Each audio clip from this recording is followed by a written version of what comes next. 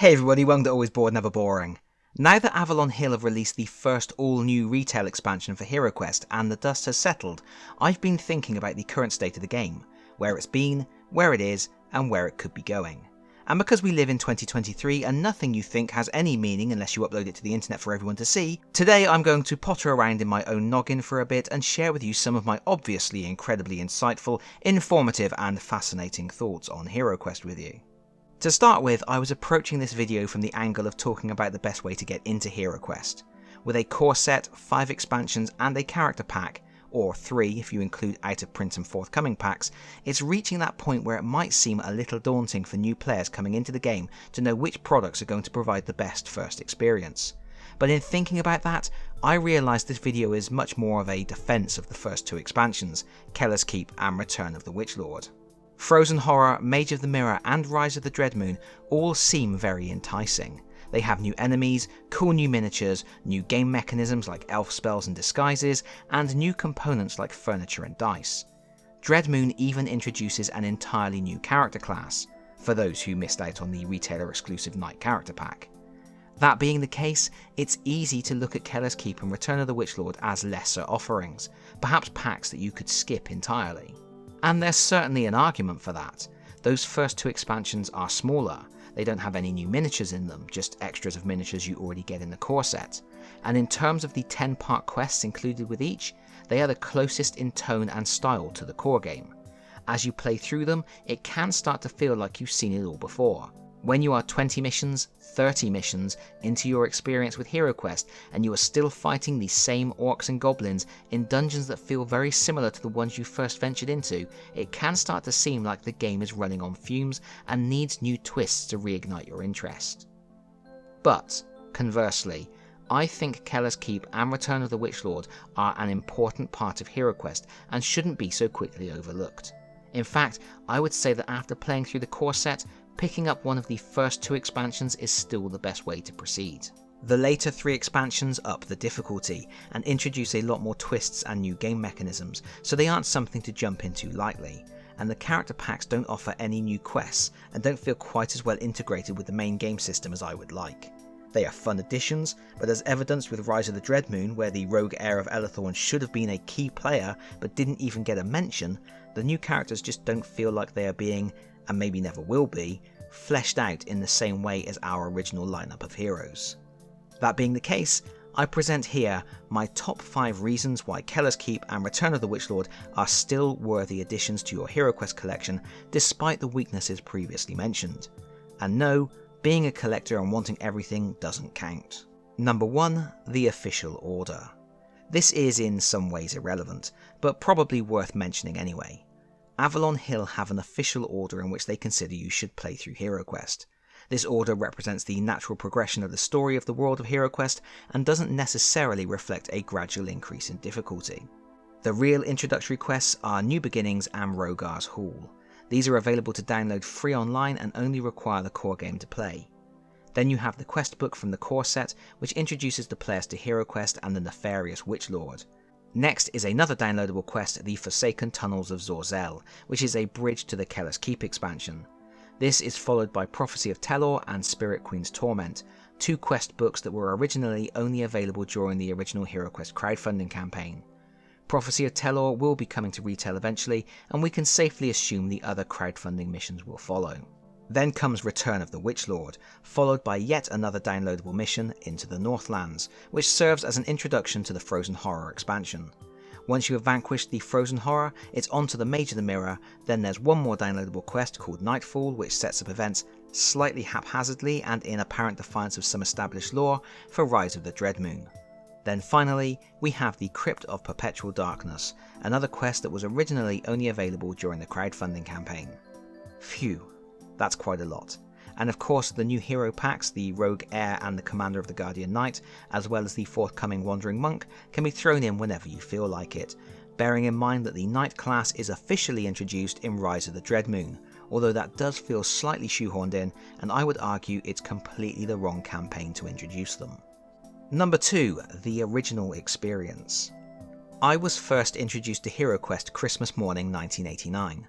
Back then, the idea of buying expansions for a game seemed strange and alien. It was my first foray into what I guess we can call hobby gaming for want of a better term. By the time I was neck deep in the world of Games Workshop and investing into loved games became second nature, I had already moved on from HeroQuest. Yes, it's strange to think it now, but there was a time when HeroQuest sat in my cupboard unplayed for years. But as a result, I never owned later HeroQuest expansions. For me as a child, the original experience stopped with Return of the Witchlord. I am sure I'm not alone, and for many other gamers, that was the entirety of their adventuring career with this game as well. Combined with the fact that Wizards of Morcar and Against the Ogre Horde were never available in the US, while Frozen Horror and Mage of the Mirror were never available in Europe, to me, the core game with Kellar's Keep and Return of the Witchlord has always felt like the definitive original experience. Those first two expansions round out the core game. They complete the story that the core game begins, and by scaling up the number of enemies you face without introducing new enemies, it does give the impression that while you were at first facing small scouting parties and advanced forces, you are now facing the full might of those armies.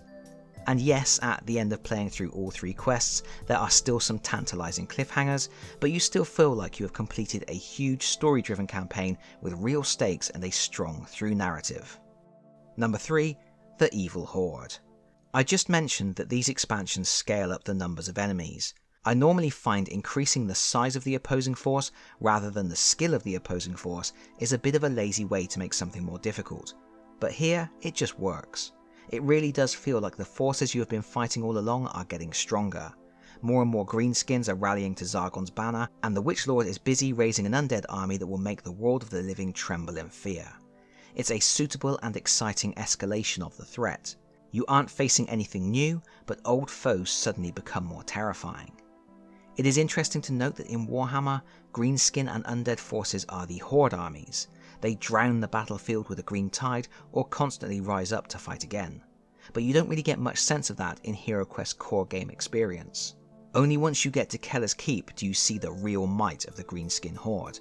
The expansion is packed with a complete additional set of all the green enemies, so you are getting 3 more abominations, or femurs if you prefer, another 6 goblins and another 8 orcs. This not only creates situations where you can stroll into a room and find 8 orcs camped out waiting for you, but also allows for situations where, without wanting to spoil anything, endless hordes of enemies can hunt you down. Similarly, in Return of the Witchlord you get another 8 skeletons, 4 mummies and 4 zombies, tripling the size of your undead army. I feel that's almost essential. The undead foes are relatively scarce in the core game, but they are front and centre in Return of the Witchlord, and you need to face large scary groups of them to really get the sense of terror such enemies would inspire. There's actually a room containing all 12 skeletons at one point, plus other enemies. Also, in the original release of the game, the undead miniatures were some of my favourites, and it was a crying shame to only have 2 of those zombies. The downside to all these miniatures is they are all the same sculpts as the ones from the base game. It would have been amazing to see some new sculpts introduced here, or maybe even some different weapon loadouts for commonly recurring enemies like goblins with spears or orcs with extra armour, but I still think bulking up these rank and file troops is worthwhile. Number 4. Stories and set pieces. I've already touched on this point multiple times, but as far as I'm concerned, HeroQuest storytelling has never been better than in these first 2 expansions. Kellar's Keep is a genuinely gripping 10-part rescue mission. The forthcoming adventure is set up in the epilogue of the core game campaign, and there is a sense of breathless haste as you immediately rush from defeating the Witchlord to facing this new threat. The King's army has been defeated and the remnants have fallen back to Kellar's Keep, where they are being starved out by Zargon's forces who have them cornered. There is a secret passage called Grin's Crag, which you must find and traverse in order to reach the king and guide him to freedom. It's a really exciting plot that directly continues from the core game, weaving part of a greater narrative that feels important. And the epilogue is one of the most awesome moments in HeroQuest lore. I'll say no more than that. The overarching story is great, but within the missions there are also some excellent standout set pieces that add a little narrative element to the proceedings. As you explore old dwarven fortresses, you encounter traps in greater quantities. You will be chased by huge rolling boulders. You will explore a maze of collapsing corridors, and you will face endless waves of greenskins as they hunt you through the winding tunnels. There's nothing here that's vastly different from what the core set served up, but just enough to add a little freshness and to keep the players on their toes.